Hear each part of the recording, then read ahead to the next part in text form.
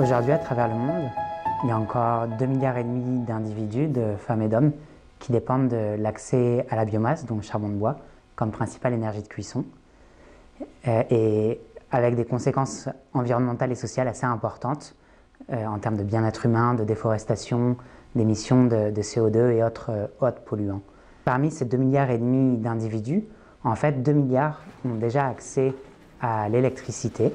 et en parallèle, des innovations récentes en fait, ont permis d'améliorer l'efficacité de la cuisson électrique, ce qui peut la rendre assez rentable financièrement pour des ménages comparativement au charbon de bois. Donc notre projet vise à essayer d'accélérer la diffusion de ces nouvelles technologies de cuisson électrique dans la ville de Goma. C'est un projet qui est co-conçu entre l'INRA et le Centre d'économie de l'environnement en France pour lequel je travaille, et notamment la fondation Virunga qui gère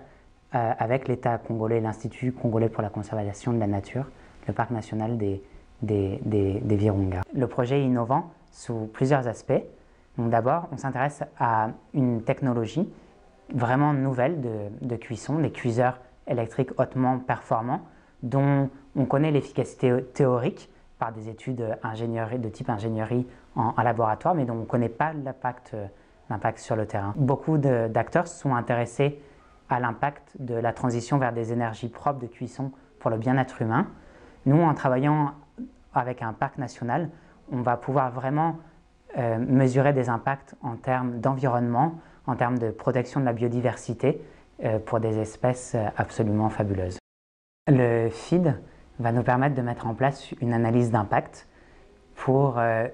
comprendre les barrières qui empêchent les ménages d'adopter ces nouvelles techniques de cuisson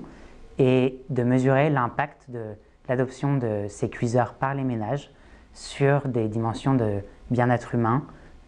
d'environnement, mais aussi de promotion de la paix, qui est un sujet important dans l'Est du Congo.